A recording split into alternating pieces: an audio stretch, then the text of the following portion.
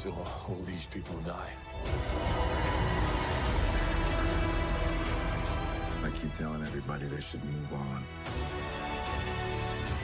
Some do, but not us. Even if there's a small chance, we owe this to everyone who's not in this room to try. We will. Whatever it takes. Whatever it takes. Whatever it takes.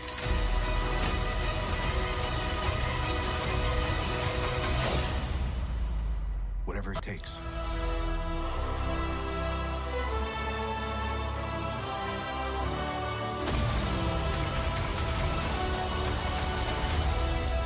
Hey, welcome everybody to another episode of Trailers and Theories. Today I've got Tatti with me. Hey, what's up? Today we're going to talk about another trailer, Endgame. So Tatti, how long have you been watching Marvel movies? Have you been watching all of them, or are you kind of like in and out? Actually, I didn't watch Marvel movies most of like my teenage life. I started like once I became like an adult, so I'm fairly new to Marvel, but definitely love it. What was the movie you started on? I think the first one I watched was The Avengers. Which one? But then I went back and watched all the Iron Mans, and then from there. Oh, that's interesting. You started out on the Avengers, and you. Yeah. Oh. Yeah.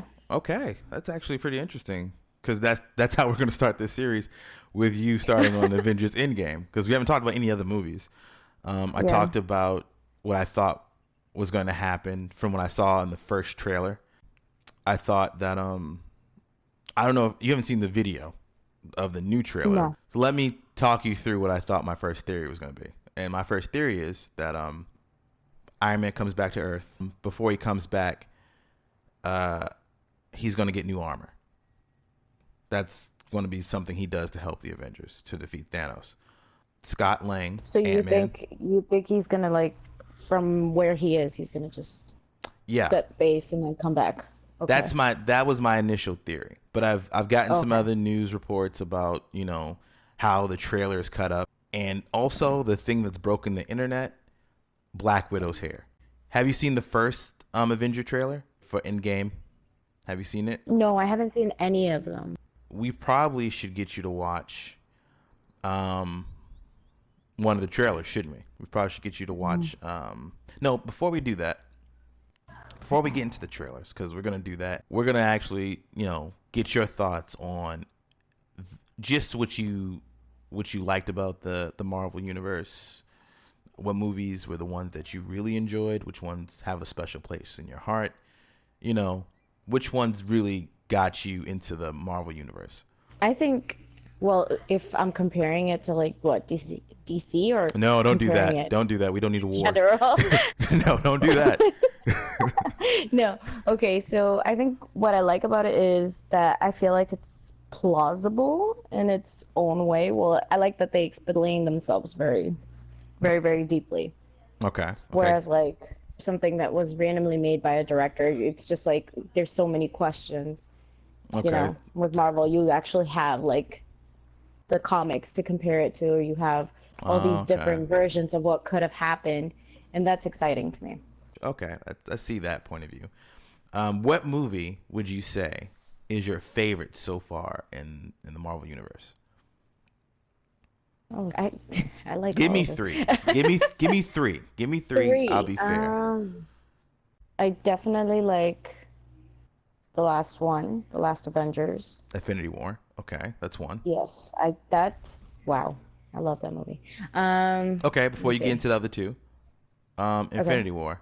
What was some of your favorite moments? What was some of your favorite scenes? And you know, just give me your I don't feel so take of good. it. Oh my goodness, spoilers. Okay. But yeah, I like when they revealed his new suit, the Spidey suit, the Iron Spidey. That Okay, shit was dope. that was like the most exciting part for me, actually. Let me say that, because out of nowhere he has 8 legs. I was like, yes. Let me think Well, about it. which one do you feel for you?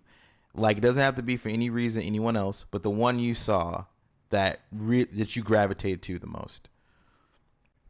But see, I feel like like there's so many different ones that people are gonna be like, no, that was okay. That's the thing. But It doesn't matter what they say. This is okay. your list. Well, then I shouldn't say that I really like Doctor Strange either. Then. No. Doctor Strange. won't. I really enjoyed Doctor Strange. I really did. That was a good movie for me. A lot of people, It's you'd be so weird because surprised. the Doctor Strange movie, I felt like I connected in a way with it, just because I feel like we all wish we could fix something, anything in our Yeah. lives, and it's not necessarily just physically. Maybe it's internally. I don't know, but I feel like we all feel that way. We all wish we could find something, an outlet or some sort of fix to it. Okay, I think I connected to Civil War because I've definitely been in a situation where it's just you fight with a friend and you're both right, but you're also both wrong. You get what I'm saying? Yeah. So Yeah. it's one of those, like, it's hard to root for one or the other. Civil War, that one was conflicting emotionally. Okay, that's two. What will be your third one? I would have to say it would be Guardians of the Galaxy 2 Okay. Give me. because of all the daddy issues. Like, my dad was definitely a good guy. He was a cop. He tried to make a difference in my country. But he was also a cheater. He cheated on my mom and he cheated on his wife, and so it was definitely like a conflicting feeling towards my dad. But when he passed, I just couldn't, it didn't matter. He was still my father at that point. I actually like that So explanation. yeah. I actually do really like your list. I think you have really good reasons for your list, and actually now I got to think about my list. So let me give you my three. The first one I really do like is Winter Soldier. Oh my God, yes. Good movie. The reason why I like Winter Soldier so much is it's the idea of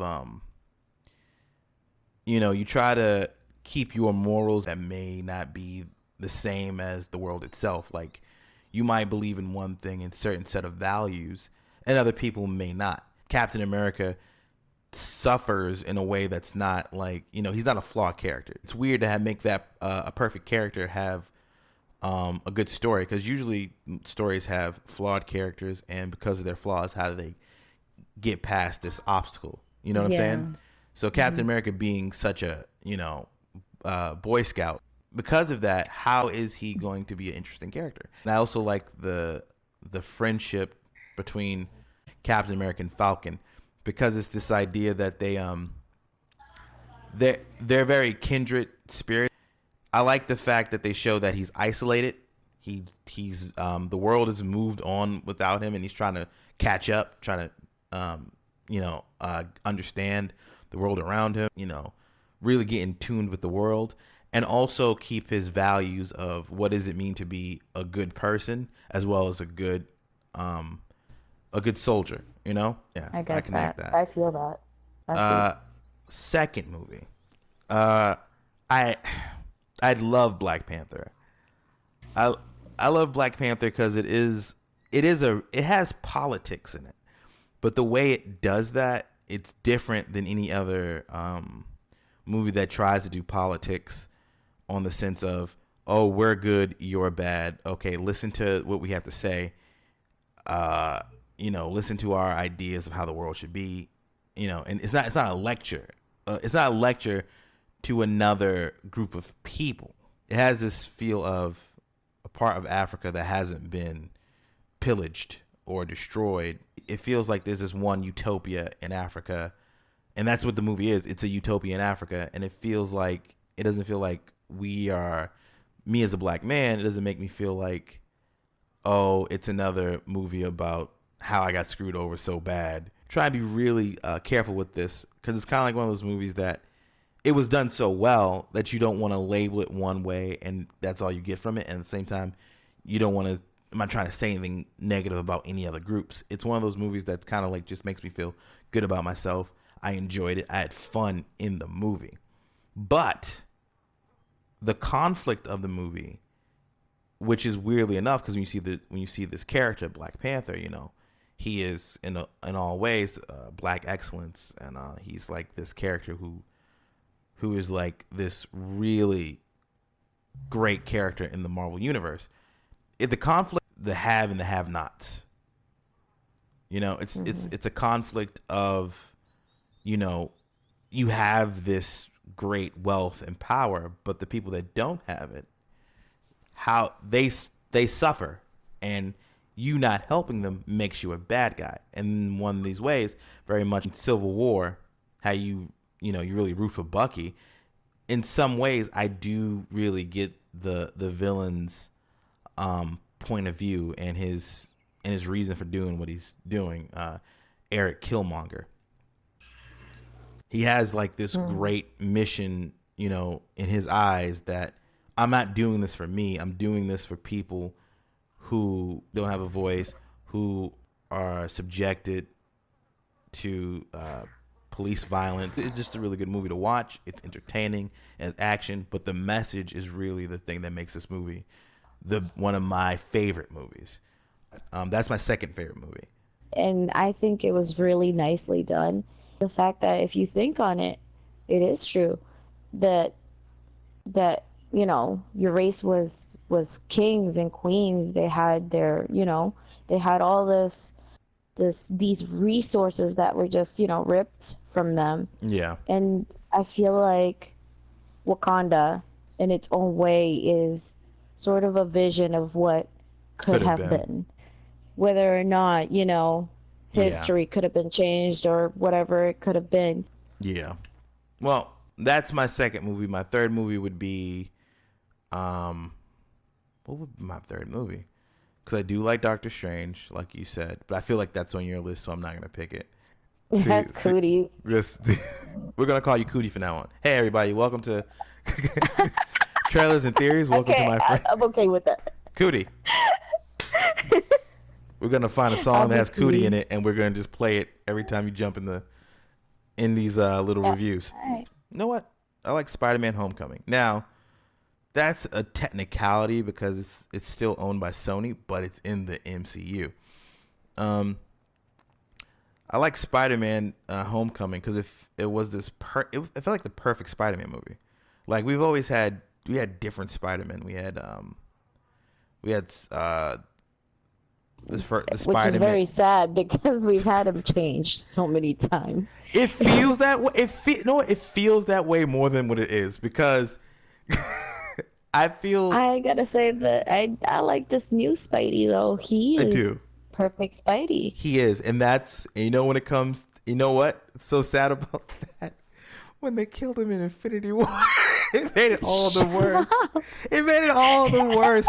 He was such a likable Spider-Man that when they killed him, I was like, oh my God, he is Spider-Man. Like when I think Peter Parker, I think his personality, like how he portrays Peter Parker is perfection. Yeah. But not everybody might agree with that, and that's fine. Okay. You suck. You suck. But that is my third one, and I just liked it because it was the fact of it was Spider-Man. It felt like Spider-Man. There was nothing about his version of Spider-Man that didn't feel like Spider-Man. He had this New Yorker vibe, which I think the other two Spider-Man didn't have. Mm-hmm. So those are three movies that really get you, that connect with you, and these three movies connect with me. Now that we talked about those three movies, let's talk about what we expect to see in Endgame. Let's talk about the journey so far, and who are the people that were left after the Thanos snap that you want to know what happens next with them in the MCU. So you know how Iron Man had already been struggling with guilt and I don't know, he had these demons, right? Yes. And I'm just thinking, because he seemed annoyed by Spider-Man. Like a dad gets annoyed with his kid. Like protective. There we go. He felt very protective of him. and he already was, dealing with these inner demons, and then this happens. You know Yeah. what I'm saying? Yeah. Obviously, Spider-Man turns to him, and he's like, "Hey, like help me. I don't feel good." But That was a I very want, I sad scene. I told you about what happened in the movie theater when I went. Um, yeah, the little boy yeah, the crying. kid. So we Yeah. when we came out, I was already like, that movie sucked all the energy out of me. The emotions were there, everything was there, and to see at the end of this movie, that's already like, it ends on a note that's so like, oh my goodness, to see that kid over his father's shoulders, right? And to be in tears, like, how do we even continue? That was a shocker to me. So But that's what's so awesome about it. But now I want to know what happens to Iron Man. yeah. Like, and I don't mean just like, oh, what's his next move? I mean, like, internally, Mhm. I don't know what to tell you, bro. That twists my insides. Yeah, it is definitely the darkest moment in the Avengers history. Um, for me, I'll say Captain America is the character I am most worried about. And the reason why is because I feel like he's the glue that keeps everything together in the sense of morality in these stories. And he and he's had an incredible arc, and it was, what do I do to stay a good man? I am who I am. I have to stay this way. And how do I live in this world? So I'm scared that he might, be, I don't want to say it, but killed off in Endgame. I feel like Aw. it would be the most impactful death, and it would make sense. It would be fitting that that's how Captain America goes out, is in Endgame.